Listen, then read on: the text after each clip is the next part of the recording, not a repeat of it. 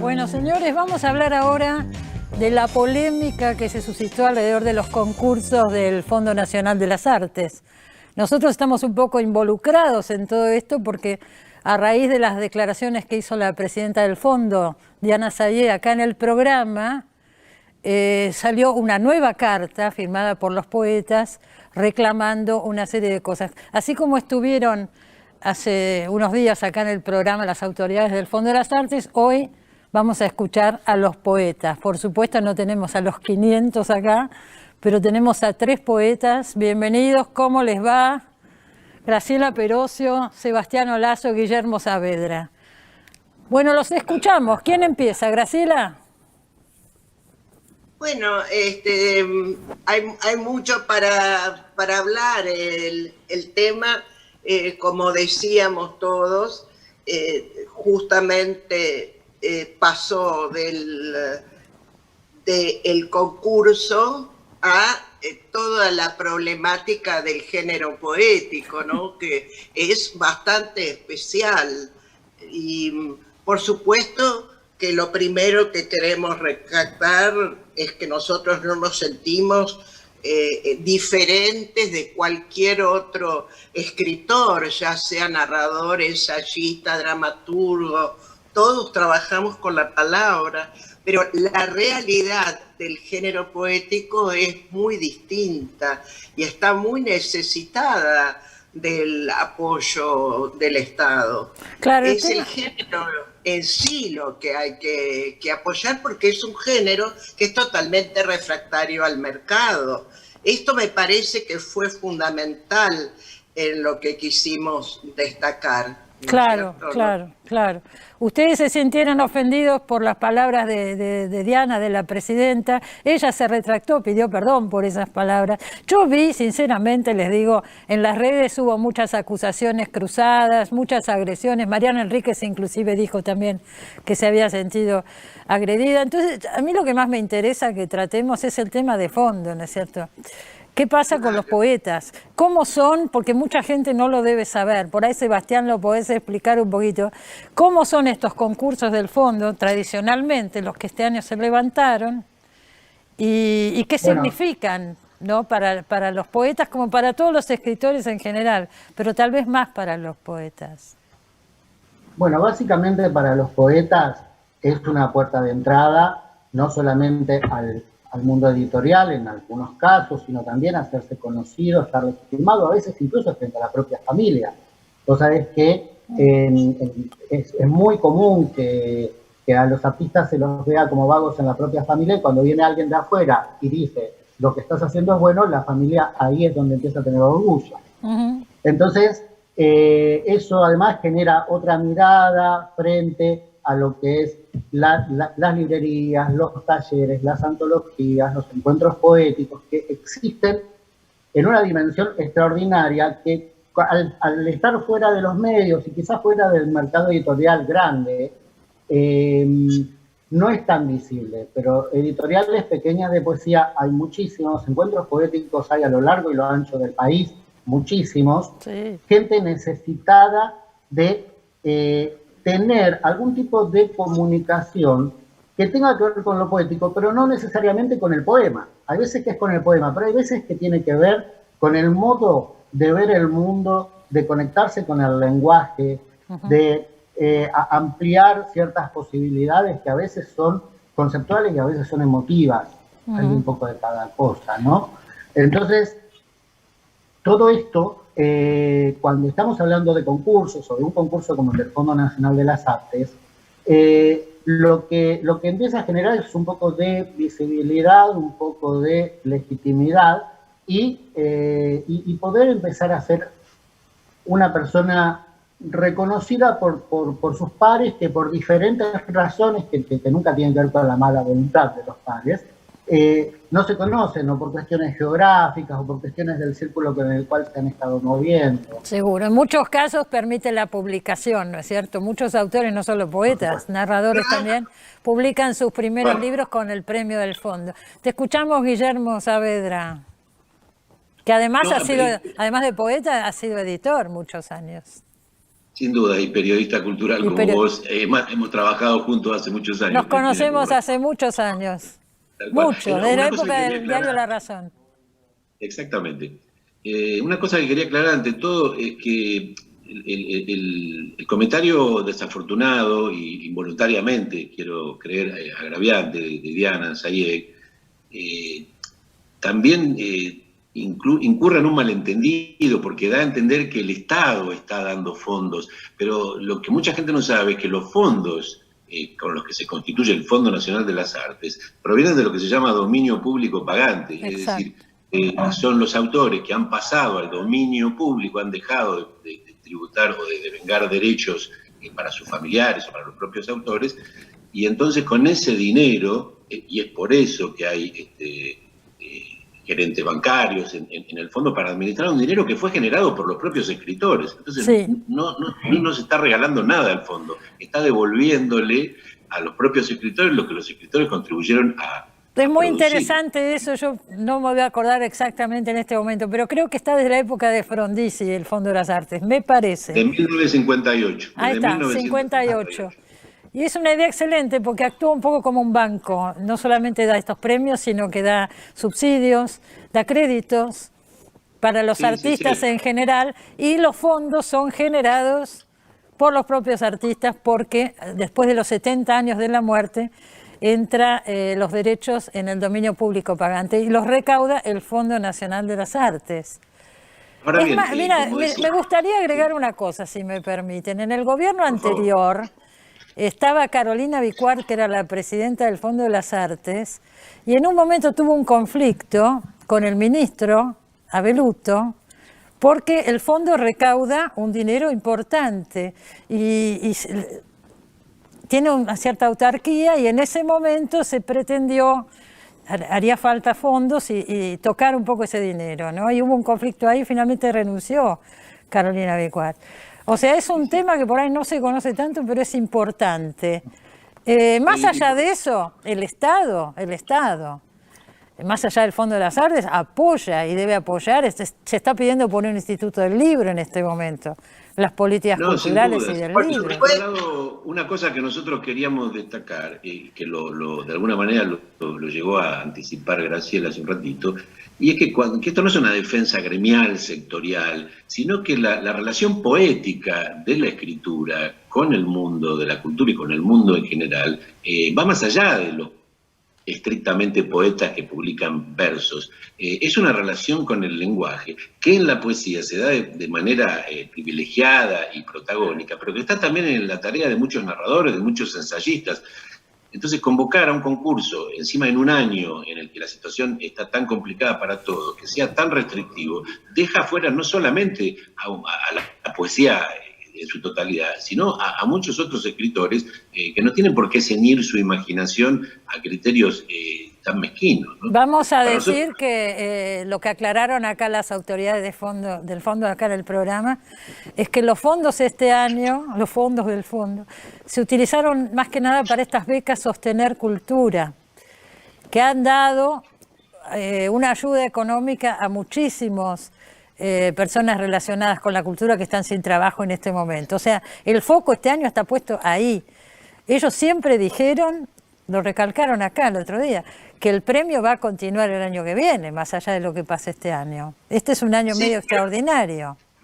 Está muy bien, pero justamente como han tenido que destinar fondos, y bienvenido sea, y eso es saludable, a atender la situación de emergencia de la supervivencia de muchos artistas, no solo escritores, con esas becas, con esos subsidios, hagan un premio, ya que va a haber menos dinero, un premio que sea más incluyente, digamos, que sea más inclusivo. O sea, ustedes están en contra del premio que se organizó para este año, que se limita solamente a los géneros de terror, ciencia ficción y no recuerdo qué otro. Son eminentemente narrativos. Y fantástico. Y fantástico. Porque evidentemente son géneros que gozan de la popularidad y de la masividad, tanto en las editoriales, tienen una rápida vinculación con el mundo del cine. Es decir, no son géneros que estén tan urgidos. Y además, insisto, dejan afuera un montón de producciones. Los concursos del fondo históricamente siempre fueron muy abiertos mandá tu novela, sea cual fuere, y solo va a ser juzgada en términos de excelencia. Mandá tu libro de poemas, sea cual fuere, y será juzgado de la misma manera, y así con todos los géneros.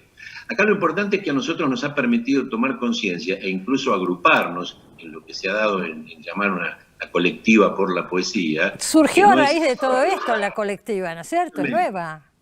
Y eso es una agrupación donde hay no solo poetas, sino narradores como Guillermo Sacomano, que se ha sumado porque se ha sentido involucrado, se ha sentido interpelado por esta situación, y él es el nombre que me viene a la memoria, tal vez uno de los más notorios.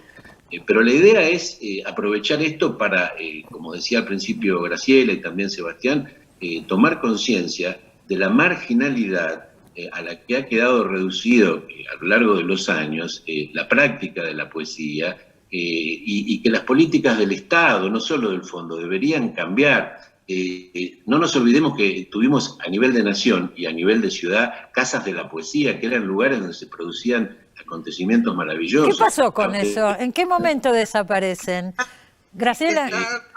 En la Casa de la Poesía de Nación y la Casa de la Poesía de Ciudad. Y otra cosa tremenda es que se haya cerrado la Casa de Evaristo Carriego, que era donde funcionaba la única biblioteca especializada en poesía del país. Y ahí está. ¿La casa de Evaristo Carriego era de dónde dependía? ¿Era privada, era pública? Municipalidad, está ahí en la calle Honduras, casi Bulnes. ¿Y dependía del Ministerio de Cultura de la ciudad? Muchos poetas habían donado libros, había documentos, manuscritos, muchísimas cosas que... registros en video de las actividades. O sea, ustedes ven un repliegue general del Susana género. Villalba, cuando la dirigió Susana Villalba, ella tuvo el conjunto de los videos de la antología oral de la poesía argentina, sí. Que vos fijate, durante 2 años en la sala AB del San Martín hubo 2 mesas de poesía los sábados y 2 mesas de poesía los domingos. Todo grabado en video. Ahí tenías, por ejemplo, la primera vez que Leónidas Lamborghini leyó Seol, que es la reescritura del himno, que llorábamos todos. Tenés a Olga Orozco, pero además gente del interior que viajó, y todos en comunidad, porque nadie leía solo, eran mesas de 4. A mí me tocó varias veces coordinar esas mesas. ¿Y dónde está todo ese material? ¿Cuándo se cerró? ¿Cuándo se cerró, Graciela? ¿Cuándo fue? ¿Cuándo se cerró? Y esto en Ciudad debe haber sido cuando sube la primera vez Macri como jefe de gobierno. Yo en Nación lo tengo más borrado, porque me parece que la de Nación funcionó menos tiempo. No sé si recuerdan mejor ustedes, compañeros. O sea que ustedes notan un repliegue general, porque de pronto veo que saltaron ante esto, y por ahí no era esto solo, es toda una situación que se está dando. Evidentemente, yo creo que tiene que ver con darle otro lugar en la educación, con darle otro lugar en la vida de la cultura, con que haya subsidios para la edición de libros de poesía, como en alguna época fueron las ediciones culturales argentinas y las propias ediciones del Fondo, con rescatar la tradición riquísima que tiene la poesía en la Argentina. No nos olvidemos que uno de los libros fundacionales de la identidad argentina es un largo poema como el Martín Fierro. Con darle a las nuevas voces visibilidad, con establecer residencias, federalizar además la circulación de la poesía, que los poetas de los distintos lugares del país circulen y sean conocidos y tengan la experiencia de ser escuchados por otros. Evidentemente se trata de un trabajo que no lo vamos a resolver ahora en relación con este concurso, pero esto fue como efectivamente la punta de un iceberg, ¿verdad? Claro, claro. Y al mismo tiempo, en lo que atañe a la cuestión específica, estamos esperando la propuesta del Fondo Nacional de las Artes para un nuevo concurso que sería bueno que quedara establecido de manera permanente. Bueno, vamos a repasar un poco lo que pasó. Ustedes sacaron esa carta, la segunda carta, con más de 500 firmas. Y a partir de ahí, ¿perdón qué, Graciela? al ministro. Le mandaron al ministro Bauer. Claro, cuando se manda la primera carta y frente a esa carta hay una reacción de desdén y las desafortunadas palabras de Diana Zayek, ahí la segunda carta, donde se juntan más de 500 firmas, se le manda al ministro como para que tome cartas en el asunto y tome una posición, porque yo personalmente he votado a este gobierno porque estaba cansado de respuestas como la de la señora Diana Zayek frente a un reclamo legítimo, ¿no? Porque prácticamente lo estaba acusando, no sé, de vagos que viven del Estado. Bueno, ella se retractó, dijo que había tenido una mala expresión. No, está bien, pero estamos reconstruyendo la situación. La indignación que causa esa frase y la poca atención que se le da desde el punto de vista de Mariana Enríquez, que además se victimizó. Dejemos de lado lo que pasa en las redes, porque las redes son como las cloacas de la comunicación. Mariana Enríquez también, si nos ponemos del otro lado, quiso innovar. Acá dijo Diana Zayek, tenemos derecho a innovar algunas cosas. Y sí, tienen derecho a innovar. Lo que pasa es que por ahí no se escuchó. No es una editorial privada, no es un premio como puede hacerlo una editorial o un diario que tiene derecho a hacer lo que quiera. Son funcionarias públicas, entonces está bien que quieran innovar, que transformen cosas, pero deben aceptar la crítica de los ciudadanos que además están directamente involucrados. Entonces fue una respuesta un poco como decir, a mí no me vengan con críticas. Yo nunca critiqué un concurso, dice Mariana Enríquez. Pero, perdón. Por su obra, ¿no? De todas maneras... El tema de la innovación, Cristina, pasa lo siguiente. Es todo un debate. ¿Se puede innovar cuando no hay ni siquiera una biblioteca donde cuando muere un gran poeta desaparece toda su obra y de repente vos en la universidad querés dar, como me pasó a mí, Lunario Sentimental, y en ese momento no se conseguían reediciones de Lugones en ningún lado? Te estoy hablando de Lugones. ¿Viste? A Guillermo le ha pasado con Molinari. Entonces, no es que esté mal innovar, pero hay que tener conciencia realmente de la necesidad de guardar este patrimonio, de defenderlo. Es un patrimonio muy, ¿cómo te puedo decir?, asociado a la formación de identidad, toca lo más entrañable. Entonces, no se comprende el problema de la poesía si no se ve que no es todo lo que haga el gobierno en este sentido, no el gobierno, el Estado en este sentido, no es un favor a un montón de personas que nos dedicamos a esto, es defensa de la identidad y formación docente y formación de la investigación. Es aunar las voces de donde salieron los himnos de la independencia. Todo esto tiene un sentido histórico muy profundo. No es una cuestión, cuando estamos hablando de que nos sentimos heridos por las palabras, no es una cuestión de nada más qué es lo que se dijo. Es cuál es la verdad económica de un premio. Por ejemplo, vamos a dar una cifra para que el público entienda. 150.000 pesos. Vos ahí estás obligado a sacar de allí la edición. La edición de un libro por lo menos son 50.000, 60.000 pesos. Haces una presentación, algo más se te va.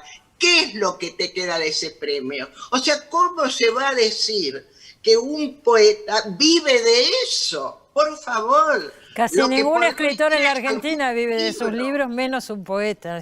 Sebastián, te quiero escuchar, porque tus dos compañeros son muy vehementes y quiero que escucharte un poquito a vos. Se habló también de cuál podría ser la política de Estado, y acá yo creo que hay un tema muy importante, y es que los poetas en general también hacemos distintos tipos de militancias, por la poesía, por las ideas, por la sociedad. Y entonces nosotros estamos mucho más cerca de la sociedad de lo que se ve. Y quizá la política de Estado también podría contemplar esto y ayudarnos a tener una participación en la sociedad más allá de ciertos esfuerzos personales que a veces son en redes sociales, ¿no? Después sí, lógicamente, hay todo tipo de esfuerzos, pero yo noto que mucha gente cree que los poetas nos leemos entre nosotros y que a nadie le interesa, pero yo después miro en las redes sociales ya que estamos, pese a que sean una cloaca, y cada vez que alguien pone un poema, sea bueno o malo, hay un montón de comentarios de gente que nos escribe que dice gracias. O sea, la gente, no, tal cual. Es que obviamente. Nos agradecen que compartamos poesía. Por supuesto. Yo estoy grabando todos los días en mi Facebook un video. Lo he visto. Todos los días leo un poema, Guillermo Saavedra, por Facebook. No lo digo por haber hecho yo, pero a mí me sorprende la devolución de la gente, la gratitud con que la gente recibe eso como un gesto de generosidad mío, que en realidad fue un gesto de necesidad, porque yo estoy pasando la cuarentena solo y era una manera de organizarme mi propia convivencia sola, por así decir. Pero la poesía tiene un valor que va más allá, tiene un valor afectivo, un valor de identidad. No nos olvidemos también de las letras de las canciones, que son grandes poemas. Yo les digo una cosa, ustedes lo están diciendo y es algo tan conocido, y parece mentira que haya que decirlo, pero sí, a veces hay que decir las cosas. Yo, por lo que vi, este fin de semana pasado hubo cartas de ustedes, cartas del Fondo de las Artes, y en la que recibí del Fondo, dice que el Fondo Nacional de las Artes se encuentra trabajando para lanzar próximamente tanto el concurso de letras abiertos como también un concurso especial dedicado a la poesía. Y además han decidido convocar en lo sucesivo a una mesa de diálogo para escuchar inquietudes. Así que es probable que se solucione este tema y ojalá toda esta polémica, estas idas y venidas sirvan para esto, para que digamos estas cosas, ¿no es cierto? Y se vea el rol de los poetas, la importancia de la poesía en una sociedad, ¿no es cierto? Esperemos que sí, Ojalá que sí. Nosotros quedamos a la espera y si esa reunión no se produce, nos vamos a encargar amablemente de recordarles que esa invitación se hizo. Seguramente sí. Esperemos que lo acá como nos sentimos involucrados porque parte de esta historia pasó por este programa, vamos a seguir, por supuesto, el tema. Y seguramente habrá alguna definición. Yo leía el otro día, Tamara Kamensain, que también apoya y está con ustedes en esta colectiva, decía que sería importante, que también hemos hablado acá en el programa, que se sancione la ley que crea el Instituto del Libro, porque todas estas cuestiones se podrían canalizar por medio de un Instituto del Libro que hoy no existe y realmente hace falta. Acá se ve claramente que hace falta. Les agradezco mucho, espero verlos pronto y me alegro de que hayan estado en el programa. Me tengo que ir al corte. Gracias a vos, Cristina. Gracias a vos. Gracias, nos seguimos viendo. Hasta luego. Señores, nos vamos a un corte, enseguida volvemos.